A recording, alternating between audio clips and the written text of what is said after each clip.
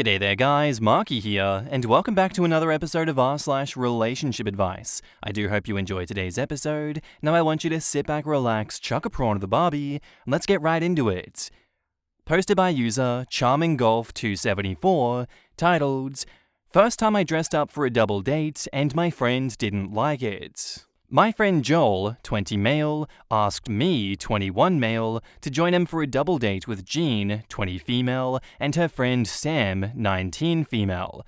Joel got a date with Jean, but she wanted to make it a double date as she wanted to introduce Sam to the dating scene in a more friendly kind of way.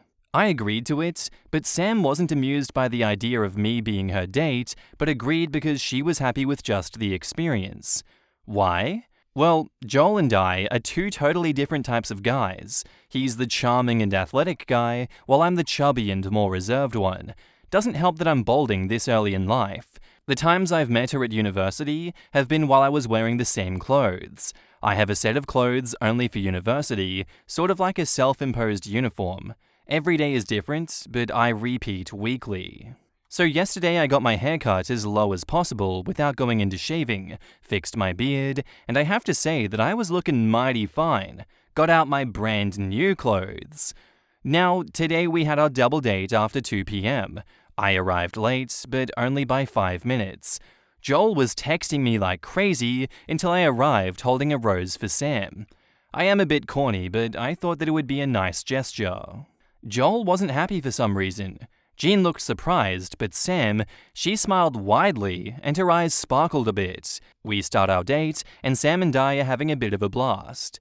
We decided to go out bowling before going for ice cream in recommendation from Sam. We got along, but not really enough to say that I like her more than a friend. Maybe a second date, solo this time, would be nice. As we're hanging out, I could feel glances from Joel and small smiles from Jean. I know Jean is smiling because Sam is having fun, but I didn't know why Joel was so angry with me. After the date, Joel unloaded on me. How I was cringe for bringing Sam a rose, that I was there to entertain Sam, not distract Jean from him, that I dressed too formal and too fancy. I was only wearing a white shirt, flannel over shirt, and jeans with my Converse. He also said that I should have stayed at home if I was going to act like I did at the date. I just talked with Sam, shared a meal with her, and went to get her favorite ice cream from her favorite store. He was there, and Jean was 100% on board with the ideas. I barely talked with Jean. He had all the playing field for himself. Not my fault that Jean was more interested in seeing her friend happy. In the comments, Horrifying Thought says, "Joel is just salty because he expected to put in zero effort and still be considered the catch between the two of you. Tell Sam you had a great time and you would like to insert her interest here with her next weekend. Good luck to you." Absolutely this. I know who I'd rather date, and spoilers, it ain't Joel. Lol, maybe the only reason Jean agreed to date your friend was so that she'd have an excuse to get Sam out on a date with somebody, and Joel is salty about it. Don't worry about it though. Sounds like you and Sam had a nice time, and Jean is happy that Sam enjoyed herself. Joel is just being insecure. You absolutely should ask Sam to go out solo. Even if you decide she's not for you romantically, it sounds like you guys get along and could be great friends. OP says, "I think I will ask her out. She mentioned that she was into retro gaming and we have an old school arcade close to campus." Actually paying attention to what she said and then picking an activity based on that? This is the way. Seriously. I'm hoping the best for him. OP seems like a genuine guy. Best of luck, OP. It kind of feels like maybe he was trying to use you to make himself look better. I used to be the fat friend to a few insecure pretty people, and sometimes I felt like I was only invited to lift someone else up, like an effed up wing woman. The fact that you acted nice and dressed well and looked good is pissing your friend off. Doesn't sound like a good friend to me. I was the fat friend. I'm neither fat nor ugly, just a bit sloppy in my dressing, and a few insecure but totally pretty friends would use me so they look like the better one. I grew older and started to understand the importance of dressing right and well for my body type and image. Then I started noticing how friends would berate my confidence, the way I dress, etc. I ditched these friends and I made more supportive and encouraging friends. My current friends are better at being supportive and are not afraid to correct me, so we all thrive together. I really don't know what's up with the old friends that I had to ditch. I just don't think about them or want to know about them. Sounds like he was annoyed that you showed him up on the date. He's probably used to the attention and thought that being next to you would make him look better. Think Duff. Sorry, just going based off your description. Girls care way more about thoughts and effort than just attractive. That's why you were getting the attention of both girls. OP says, I knew from the start he was planning to use me to look better, but I wasn't expecting him to be rude about his date with Jean and blaming it on me. It really showed his true colors, didn't it? Not a pretty sight if you ask me. Update. A lot of people wanted an update, so here it is. Let's start with my friend Joel. I explained to him what happened and how it made me feel, and he apologized. A bit of a forced apology, but it's been 2 weeks and he has actually changed a bit. I explained that he should be more attentive with his dates and took it to heart. He's still the same guy, but now he actually tries to connect with his date. Jean, well, not much. We started hanging out, but I didn't know about what happened with her and Joel, just that it didn't work out. And I'll take that. Now, Sam. Well, I asked her out for another date, this time a solo date, and she said yes with a big grin on her face. We went to the arcade and we had a blast. Maybe too much. That night I returned to my apartment at 3 a.m. and exhausted. That was a night filled with firsts. With that said, we hit it off. I thought we wouldn't click, but after a few drinks at karaoke, that really made her loosen up a bit and we talked for about 3 hours into our second date. Had 2 more dates, and we are now officially dating. I showed her my last post and she was amused by all of your replies. In the comments, and this, my friends, is a prime example of why women roll their eyes at dudes who insist we only date Alpha Chad. No, we want to date a guy who puts an effort to how he looks and has the self-confidence to do something a little corny. Exactly. I'm usually the duff, lol, but I managed to get harassed by a supposedly good-looking guy at work. I guess he thought that I was chubby and ugly, so he'd have it easy. Nope. He scared the shit out of me following me around and whispering my name and shit, and I went from thinking he looks good to the sight of him making me physically ill when I walked into work. Gross. The only people who want giga douche chads seem to be other straight men for whatever reason. Some straight men are weirdly obsessed with chads. I wonder if they ever realize how much that says about them. Quote, I have a set of clothes only for university, sort of like a self-imposed uniform. Every day is different, but I repeat weekly. A man after my own heart. I'm a guy and I do the same. It's so relieving to not have to stress about what to wear every day. I always wear the same t-shirt/pants combination every day. That way, I'll be easily identifiable in the event of a boating accident. Sounds like OP made quite the impression by being an actual nice guy. This is not to be confused with the typical nice guys running rampant. If you aren't sure which one you're dealing with, here's a tip. If they tell you at any point that they're a nice guy, then they're almost always the latter. Stay away from those.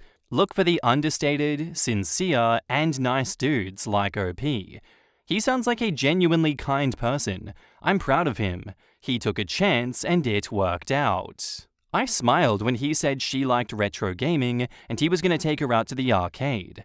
I know listening is kind of the bare minimum as far as partners go, but it's really nice to see regardless. Our next post is by user GlitteringC4908, titled, Should I tell my girlfriend I'm dying before I break up with her? Basically, as title says, I, 25 male, found out I have an illness that will kill me. It'll take over my body and there is no cure. All the doctors can really do is prescribe shit to make you comfortable. I've been with my girlfriend for 3 years now, and she's the absolute love of my life, always loyal and there for me. I've been in and out of hospital many times over the course of our relationship, mostly due to me racing dirt bikes. The most serious incident was a stab wound, and I remember how scared and screamy she got, even though I just needed stitches and got to go home the next day. This is not something where I can just go home the next day. I'm breaking up with her because she deserves to be happy with someone healthy who can give her the life she wants and children. I'm scared she'll want to stay if I tell her what's going on. Part of me wants to lie and say I cheated so she hates me and leaves. We have lots of mutual friends. She'll find out eventually that it was a lie and connect the dots on why I did it, but thinking about her crying from that lie breaks my heart. I don't even know if this is the right sub to post it on. I just don't know what to do. Break up with her and tell her that it's for her own good? Lie? I guess I also needed to vent because it just hit me this morning. I found out last week, but it just hit. I won't see 30. Edit. For people asking me what my diagnosis and prognosis is, it's pancreatic cancer. Something like 95% of people diagnosed with it die in about 3 years. I wasn't even paying attention for not putting that in the post at the beginning. That's my bad, but as you can tell, I'm a little overwhelmed these days. Reading the replies, there is no way I can reply to them all, so I'll do my best to do it here. First off, thank you to those saying kind things. Second, I realize how dumb I was being for wanting to lie to her. I made reservations at her favorite restaurant, and I'll tell her afterwards. Part of me hopes that she doesn't stay, but we'll see what she chooses.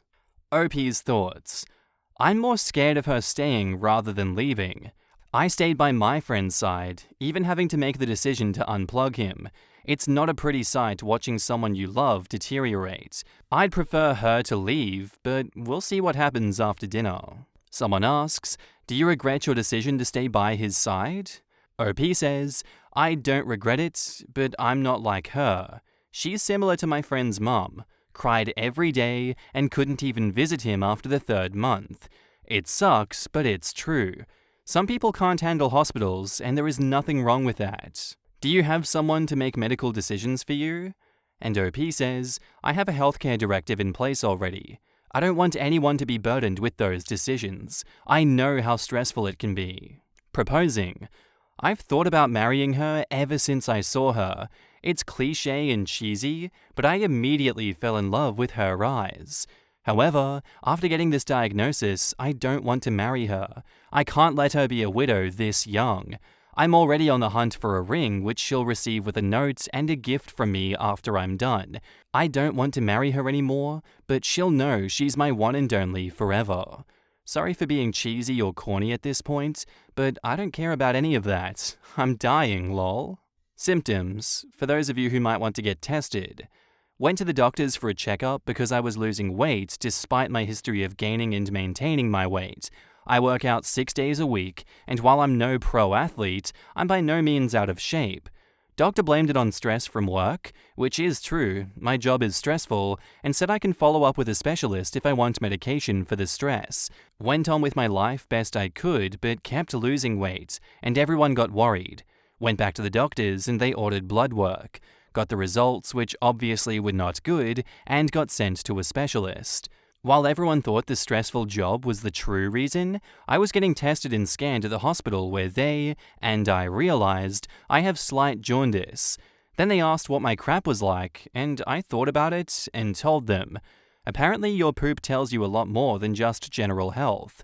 Tests and scans showed I have a growth. Blah blah blah, you're now caught up to where I was told that I have cancer, and now we're here. Psychological ad says, if you love her, give her all the info and let her make a decision. Just because you're dying doesn't mean that you deserve to be alone. Her heart will be broken either way, so you can either fill your remaining time with good memories, or you can waste what precious days you have left making your girlfriend sad because it's for her own good. Yes, this is the most reasonable answer. Don't lie and hurt yourself and her as well. It's hard, and I'm sorry for what you're going through, but she deserves to know the truth if she's the one for you. Just lay it all out on the table. Sending you prayers and positive energy. Update. So I took her to dinner at our favorite date spot, had some amazing food and some drinks like always. The date continued like normal. We drove down to the beach and started walking till we got to our spot. She spoke first, and that she could tell there's something I want to say because I have that look on my face. She then made a joke about how it's too soon for us to get engaged, so if there's a ring in my pocket, it better stay there. This made it so much harder. She thought there was a ring in my pocket when I'm about to tell her there never will be. Absolutely broke my heart. I told her she's right, there is something I want to say. And I told her everything, from how I found out, to what the diagnosis means, to the prognosis. I made sure to not sugarcoat it or leave anything out. She deserved to know everything. For the next hour, it was a mixture of asking me if I'm sure, and how could this be possible, and crying. She immediately said she's going to stay by me, and I don't need to worry about anything. I told her she needs to take a few days to think about it. I had already arranged for her best friend to be waiting in the other parking lot to take her to her house. I went home alone. Before anyone calls me names for not driving her home, I didn't want her to be alone after finding out, but I also didn't want her to see me cry. If she saw me tonight, she'd get more scared. It would hit her that I'm terrified, and she'd lose her shit. I got an update that she fell asleep because she cried so much. I sent an Uber Eats of her favorite dessert to her friend's house, so it'll be there when she wakes up. As soon as I'm done typing this, I'm meeting up with my 3 closest friends to hang out. I've known 2 of them for 20 years, and the other one for 18. We are very close and share too many TMI details. If anyone has suggestions on how to break the news of this to them, I'd greatly appreciate it. In the meantime, I'll be drinking for 2, me and this bastard cancer. Thank you for the kind words. Couple of things to add. 1, I'm in Canada, so I have free healthcare. I'm not worried about the costs of fighting this.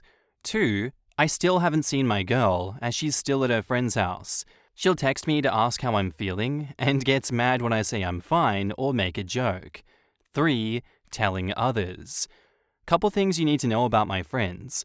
2 of them are in medical school, and the other in law school. They're still idiots, though. I started off by asking one of them to make a cancer joke, ending it quickly with, "Too soon, man, too soon." And that's how my best friends found out I have cancer. Medical school friends started telling me about new drugs and treatments, while my law school buddy demanded to see my medical directives form, and that's also how they found out I've been an organ donor for years. Parents still don't know. Sister can't even pretend to have a clue on how to tell her. I still see her as my baby sister, so it's tough. Boss asked for a one-on-one this morning and told him my diagnosis. He said he'll help me abuse the company's benefits as much as I want. I told him all I really want is to show up to work like nothing's wrong and no one find out until I pass out at work. He agreed. My daily is a 2022 R1, blue crotch rocket for you non-motorcycle folks. I love that bike and have been asked if I'll stop riding due to this. Short answer is hell no. I've known I had something bad inside of me way before getting cancer. Life goes on and so will I. I'll do my absolute best to keep y'all updated if you'd like. Thanks. About the stab wound he had in the first post. OP says, motorcycle accidents happen on tracks or trails. Getting stabbed was a Tuesday night in the UK, lol. The ones he's told, he says, so far I've told 4 people and given them all the choice to walk away with the good memories we've had. 3 friends told me to F off and that I can't get rid of them. Waiting on my girl now, lol. In the comments, Few Session 2087 says, first, I'm really sorry you have to go through this. Truly, you're so young. Second, great decision to tell her everything. She deserved honesty from the man she loves. Allow her to be with you until the end. She won't want to leave you now. Allow her to support you and love you. Don't be alone in this. You don't have to be. OP says, thanks. She still hasn't really talked to me. She will. You took your time processing this before telling her, and that's what she is doing now. Just processing it all. I love how you told your friends. That's hilarious. They seem like a really solid bunch. You'll get through this. There is no right or good way to tell people that you are dying. The dying part kind of prevents that. It sucks, and I'm sorry that you're in that position. You just have to make the best of it. Try not to push people away to protect them, because you can't. The only way you could have protected anyone is to not have any relationships in the first place, and that ship has sailed. One of the worst parts of losing someone is the regrets of all the opportunities missed. The best thing you can do for your loved ones is to let them be there as much as they want and can. Otherwise, they might have to live with the guilt and the regrets of not doing enough or being there. I had this one patient where no one understood why the hell she even came to the ER on a Friday evening, no less. She was like, "I've had this back pain for weeks. I want to get it checked out, but I need to be out by Monday at noon because I have a nail appointment." We all thought she must have been an idiot. She kind of was about this, because nothing happens on a weekend in a hospital if it's not an emergency. Back pain for weeks is not the kind of thing you get a weekend scan for, and treating it, if it's severe enough to require hospitalization, isn't something you do in 2.5 days so that you can make your nail appointment. Well, she had pancreatic cancer. It was a real coincidence her scan was before she discharged herself to get to her nail appointment on time. Pancreatic cancer is usually found when it's very late in the game, or through pure coincidence. I think about her a lot. She stayed with us until she went to hospice, and I still remember when she started doing her own nails instead of waiting to get out. Oof. This one hits close to home as the person who was on the other side more than once. I've lost multiple people to pancreatic cancer. I'm so glad people talked sense into him, and he told her. Yeah, I have stage 4 ovarian cancer. The worst thing to do is shut out loved ones. They need to spend time with me because I won't be here long.